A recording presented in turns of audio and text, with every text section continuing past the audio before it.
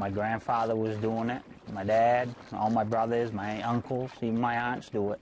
And I've been doing it since I was 5 or 6, since I could steal one of these little skiffs. My name's Bob Poland, I'm 42, and I'm a lobster fisherman.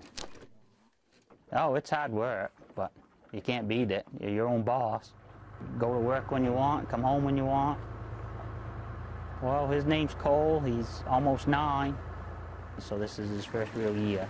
And we take all the lobsters he catches out of his traps and we save up the money and put it in a savings account for whatever he wants to do when he's older. Daddy, we got a crab.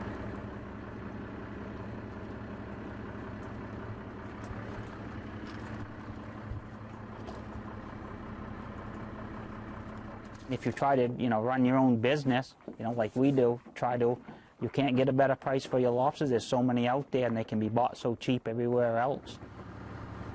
The price is the same as it was back in the 80s.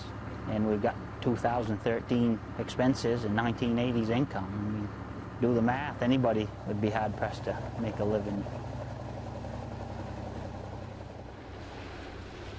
You got to fish a lot harder to make it, You got to go a lot more days and stuff like that.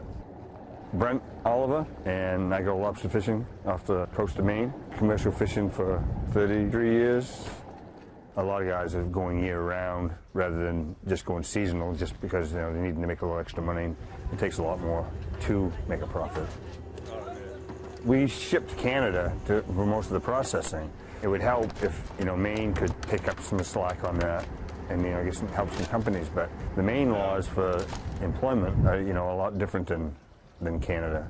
We're taxed a lot higher and stuff like that, so it's really difficult to compete with the Canadian markets.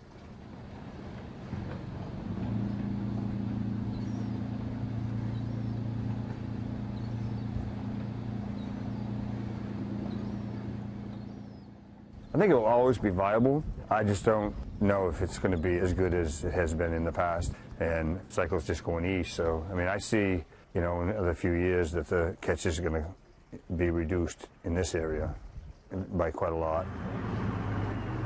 I always figured if I couldn't catch a lobster within 3 miles of the state of Maine, it's probably time for me to hang up my boots.